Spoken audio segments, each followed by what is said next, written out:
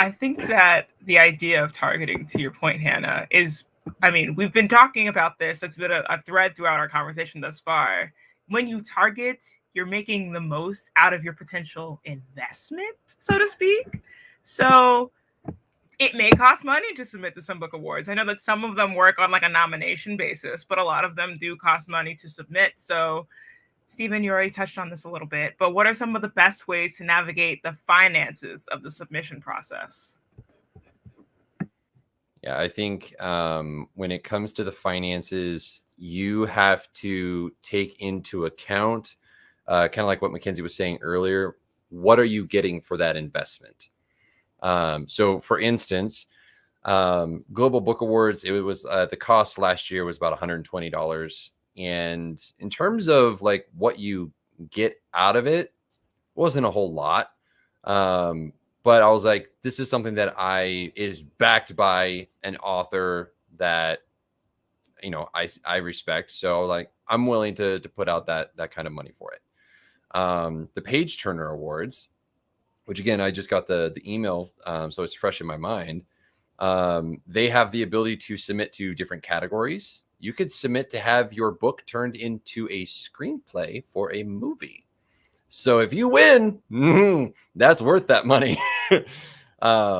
So taking into account what it is that you're going to get back out of it, I have less interest in a newsletter blast or social media presence. Those are nice, but I want something a little bit more tangible. So because again, if I like the award, but they only have like a handful of people following them, their social media presence doesn't really add up to a whole lot. But if they're like, hey, we have connections, we may be a small award, but we have connections to people that could help you turn your book into a movie. Now I'm interested. I'm willing to put out a little bit more money for that, even in the chance that I don't win, to try and get something like that. So, you know, there's going to be a range of costs. So start saving. Look at what the costs might be. Little plug for Hannah's program. You know, I also subscribe to Book Award Pro, and so I get a list and updates on this, and it tells me what the cost is for everything. So not only can I go in and I can look at the awards, I can say, is this worth my investment of $45, $65, $95, $85? Is it worth it? And then I have the opportunity to actually research that and determine for myself whether that's the case.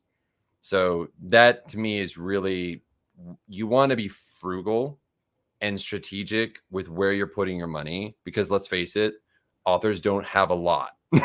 So we have to make use of every dime we have. And you can think about, you know, if your book is already published, using the money that your book is making towards your award submission fund. That's one idea. And to throw some shade at one particular award, nonfiction book awards, they were like, $300, please, for your submission. I'm like, oh, what do I get? Nothing. Okay. Well, thank you. Have a nice day.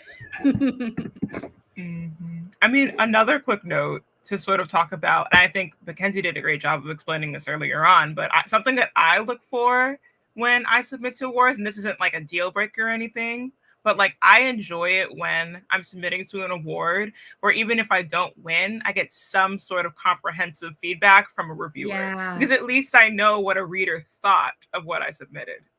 That's huge. Yeah, that makes me feel more validated and seen as an author, because somebody actually went through the effort to review said book for award.